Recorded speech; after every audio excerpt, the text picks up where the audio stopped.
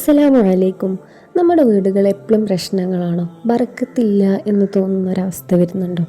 എങ്കിൽ വീട്ടിൽ ബർക്കത്ത് തടയുന്ന കുറച്ച് കാര്യങ്ങളും അതേപോലെ തന്നെ വീട്ടിൽ ഐശ്വര്യം വരാൻ ചെയ്യേണ്ട കുറച്ച് എളുപ്പ വഴികളുമാണ് ഈ വീഡിയോയിൽ പറയുന്നത്. നമ്മുടെ വീടുകളിൽ ചിലപ്പോൾ കാരണമില്ലാത്തൊരു അസ്വസ്ഥതകളോ അല്ലെങ്കിൽ കടബാധ്യതകളോ മടുപ്പോ ഒക്കെ അനുഭവപ്പെടാറില്ലേ? എത്ര പൈസ എന്നാലും തികയുന്നില്ല എന്ന് തോന്നാറില്ലേ? എങ്കിൽ നമ്മൾ അറിയാതെ തന്നെ വീട്ടിൽ സംഭവിക്കുന്ന ചില കാര്യങ്ങളുണ്ട്. ഇത് കാരണമായിരിക്കും ഇങ്ങനെയൊക്കെ വരുന്നത്. ഒരു മുസ്ലിം സ്ത്രീ തൻ്റെ വീടിനെ എങ്ങനെയാണ് ബറക്കത്തുള്ളതാക്കുക എന്ന് നമുക്ക് നോക്കാം. ആദ്യമായി നമ്മൾ ശ്രദ്ധിക്കേണ്ടത് നമ്മളെ വീട്ടിലെ സംസാരമാണ്. അതായത് നമ്മളെ നാവിനെ നമ്മളെപ്പോഴും സൂക്ഷിക്കണം. വീടിനുള്ളിലെ ബർക്കത്ത് കളയുന്ന ഏറ്റവും വലിയ കാര്യമാണ് പരദൂഷണം, ഗീബത്ത് എന്ന് പറയുന്നത്. അനാവശ്യമായി ബഹളം ഉണ്ടാക്കുന്നത് അല്ലെങ്കിൽ ഇങ്ങനെ എപ്പോഴും വഴക്ക് കൂടുന്നത്, ഇതെല്ലാം. ദേഷ്യം വരുമ്പോൾ മക്കളെ ചീത്ത പറയുന്നതിന് പകരം അവർക്ക് വേണ്ടി പ്രാർത്ഥിക്കുകയാണ് വേണ്ടത്. എപ്പോഴും അള്ളാഹുവിനോട് ദുആ ചെയ്യാണ് വേണ്ടത്. നമ്മൾ ഭൂരിഭാഗം ആൾക്കാരും മക്കളെ ചീത്ത പറയുന്നവരായിരിക്കും. ഈ പറയുന്ന ഞാനും പറയാറുണ്ട്. അപ്പോൾ ആ സമയത്ത് നമ്മൾ എന്ത് ചെയ്യണം? മക്കളെ ചീത്ത പറയുന്നതിന് പകരം അള്ളാഹുവിനോട് ദുആ ചെയ്യാണ് വേണ്ടത്. നമ്മുടെ വീട്ടിൽ എപ്പോഴും ഖുർആൻ പാരായണമോ അല്ലെങ്കിൽ ദിക്ർ കേൾക്കുന്നതോ അങ്ങനത്തെ ഒരു അന്തരീക്ഷം ഉണ്ടാക്കാൻ വേണ്ടിയിട്ട് നമ്മൾ ശ്രദ്ധിക്കണം. അങ്ങനെ ഉണ്ടാക്കി കഴിഞ്ഞാൽ അവിടെ മലക്കുകൾ വരികയും ശൈത്താന് പെട്ടെന്ന് പോവുകയും ചെയ്യുന്നൊരു സിറ്റുവേഷൻ ആയിരിക്കും. അടുത്ത കാര്യമാണ് ഭക്ഷണത്തിലെ ബർക്കത്ത്. നമ്മുടെ അടുക്കളയിൽ പാചകം ചെയ്യുന്ന ഭക്ഷണത്തിന് നമ്മുടെ മനസ്സിൻ്റെ സ്വഭാവം ഉണ്ടാകും. അതായത് നമ്മളെ മനസ്സിൽ എന്ത് ഇൻറ്റൻഷനോട് വെച്ചിട്ടാണോ നമ്മൾ ഫുഡ് ഉണ്ടാക്കുന്നത് അതിനനുസരിച്ചിട്ടായിരിക്കും നമ്മുടെ ഫുഡിൻ്റെ ടേസ്റ്റും ഫുഡിലുണ്ടാകുന്ന ബർക്കത്തും. ബിസ്മി ചൊല്ലാതെ ഭക്ഷണം ഉണ്ടാക്കുന്നതും അമിതമായി ഭക്ഷണം പാഴാക്കുന്നതും ബർക്കത്തിനെ കുറക്കുന്ന കാര്യമാണ്. പിന്നെ ഓരോ തവണ പാത്രം കഴുകുമ്പോഴും ഭക്ഷണം ഇളക്കുമ്പോഴും സുബ്ഹാനല്ലാഹ്, അൽഹംദുലില്ലാഹ്, അല്ലാഹു അക്ബർ അല്ലെങ്കിൽ തഹ്ലീൽ, സ്വലാത്ത്, ഇസ്തിഗ്ഫാർ എല്ലാം ചൊല്ലിയാൽ മതി. അങ്ങനത്തെ ഒരു സിറ്റുവേഷനിലൂടെ നമ്മൾ കടന്നു പോകാൻ പഠിക്കണം. ആ ഭക്ഷണത്തിലൂടെ കുടുംബത്തിന് നല്ല സ്വഭാവം ഉണ്ടാവും, നല്ല ആരോഗ്യം ലഭിക്കും. പിന്നെയുള്ളതാണ് വീട്ടിലെ വൃത്തി. വൃത്തി ഈമാൻ്റെ പകുതിയാണ്. അപ്പോൾ വീട്ടിൽ വൃത്തിയും വേണം, ഈമാനും വേണം. വൃത്തിയില്ലാത്ത വീട്ടിൽ നമുക്കൊരിക്കലും താമസിക്കാൻ കഴിയില്ല, അല്ലേ?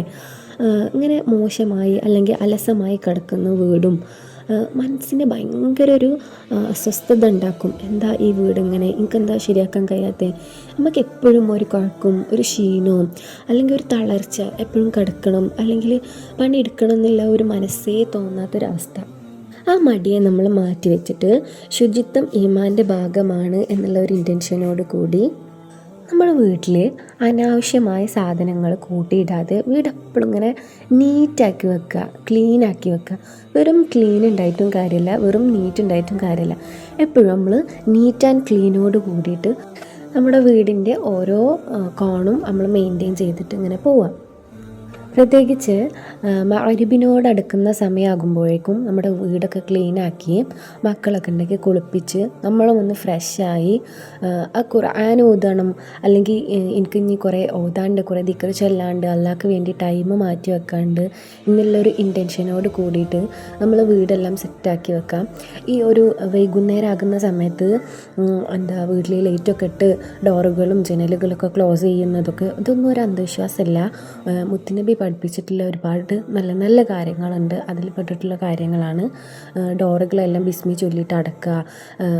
പിന്നെ മക്കളെയൊന്നും പുറത്ത് വിടാതിരിക്കുക, നമ്മൾ പുറത്ത് പോവാതിരിക്കുക. മഗ്‌രിബിൻ്റെ ആ സമയം ബാങ്ക് കൊടുക്കുന്നതിൻ്റെ മുന്നിൽ തന്നെ വീട്ടിലേക്ക് കയറുക.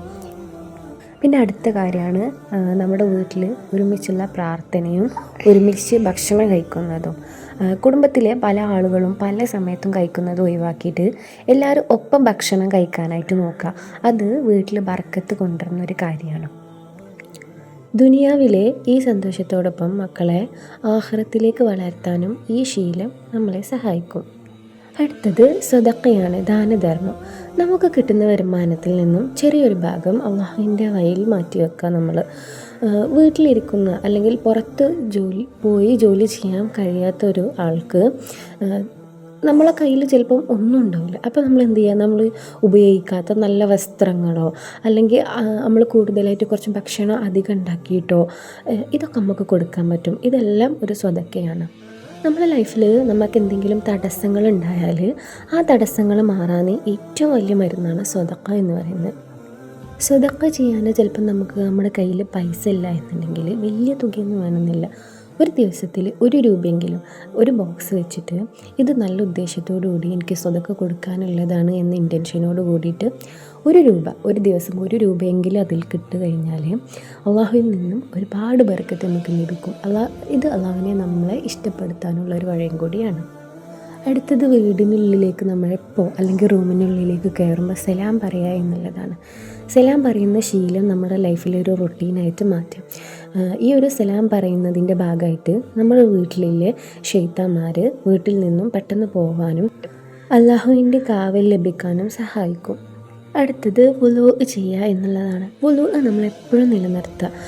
കഴിയുന്ന സമയത്തൊക്കെ നമ്മൾ വുളൂ എടുക്കാനായിട്ട് നോക്കുക. ഈ വുളൂ ഉള്ള ഒരു സ്ത്രീയുടെ വീട്ടിൽ അള്ളാഹുവിന് ഒരു പ്രത്യേക കാവലുണ്ടാകും. ജോലി ചെയ്യുമ്പോൾ വുളൂ ഉണ്ടെങ്കിൽ അത് മനസ്സിന് ഒന്നും കൂടെ ഭയങ്കര ഒരു റിഫ്രഷ്മെൻ്റ് ആയിരിക്കും. അടുത്ത കാര്യമാണ് നമ്മുടെ അയൽവാസികളോട് നമുക്ക് ചെയ്യാൻ പറ്റുന്ന കുറച്ച് കാര്യങ്ങൾ. അതായത് അയൽവാസികളുമായിട്ട് നല്ല ബന്ധം പുലർത്തുക. എപ്പോഴും ഇങ്ങനെ വഴക്ക് അല്ലെങ്കിൽ എന്തെങ്കിലും തർക്കങ്ങളിൽ ഏർപ്പെടാതെ കൂടുതലും നമ്മൾ നല്ല സൗഹൃദത്തോട് കൂടിയിട്ട് അവരോട് പെരുമാറാനും അവരോട് എപ്പോഴും നല്ല രീതിയിൽ സംസാരിക്കാനും നമ്മൾ ശ്രദ്ധിക്കണം. കാരണം നമുക്ക് പെട്ടെന്ന് എന്തെങ്കിലും സംഭവിച്ചു കഴിഞ്ഞാൽ ഒരുപക്ഷേ നമ്മുടെ ഫാമിലി ഓടി വരുന്നതിനേക്കാൾ എളുപ്പത്തിൽ നമ്മുടെ അയൽവാസികളായിരിക്കും നമ്മളെ കൂടെ വരുന്നത്. ഒരു ഹോസ്പിറ്റൽ കേസോ മറ്റെന്തെങ്കിലും ഒരു അപകടം സംഭവിച്ചു കഴിഞ്ഞാൽ അവരോടെപ്പോഴും നല്ല രീതിയിൽ പുഞ്ചിരിക്കുക. അതുപോലെ നമ്മൾ എന്തെങ്കിലും ഭക്ഷണം ഉണ്ടാക്കി കഴിഞ്ഞാൽ അതിലൊരു പങ്ക് അവർക്ക് കൊടുക്കുക. അങ്ങനെ എപ്പോഴും ആ സൗഹൃദം ഇങ്ങനെ നിലനിർത്തി പോവുക. അടുത്ത കാര്യമാണ് നമ്മൾ ഉറങ്ങുന്നതിന് മുമ്പ് ആഖിറത്തിന് വേണ്ടിയിട്ട് ഒരുങ്ങുന്നത്. രാത്രി നമ്മൾ ഉറങ്ങാൻ കിടക്കുമ്പം ആ ദിവസം ചെയ്തിട്ടില്ലേ ചെറിയ ചെറിയ തെറ്റുകളൊക്കെ അല്ലെങ്കിൽ വലിയ തെറ്റുകളൊക്കെ അള്ളാഹുവിനോട് പറഞ്ഞുകൊണ്ട് തൗബ ചെയ്ത് മടങ്ങുക. ഇസ്തിഗ്ഫാറും കൂട്ടത്തിൽ ചൊല്ലുക. സൂറത്തുൽ മുൽക്ക് ഓതുന്നത് ശീലമാക്കുക. നാളെ ഉണരുന്നത് അള്ളാഹുവിന് കൂടുതൽ ഇബാദത്ത് ചെയ്യാനാണ് എന്നുള്ള ഒരു ഇൻറ്റൻഷനോട് കൂടി ആ ഒരു നിയത്തോടു കൂടി ഉറങ്ങാനായിട്ട് നോക്കുക. ഈ ചെയ്യുന്ന നമ്മുടെ ഓരോ ചെറിയ പ്രവൃത്തിയും പരലോകത്ത് നമുക്ക് വലിയൊരു കുന്നിനോളം നന്മയായിട്ട് നമ്മളിൽ വരും. ഇതിൽ പറഞ്ഞിട്ടുള്ള ഓരോ കാര്യങ്ങളും നമ്മുടെ ജീവിതത്തിൽ പകർത്താൻ വേണ്ടിയിട്ട് അല്ലാഹു തആല നമുക്ക് എല്ലാവർക്കും ഭാഗ്യം ചെയ്യട്ടെ. ഇൻഷാ അല്ലാഹ്. അസ്സലാമു അലൈക്കും.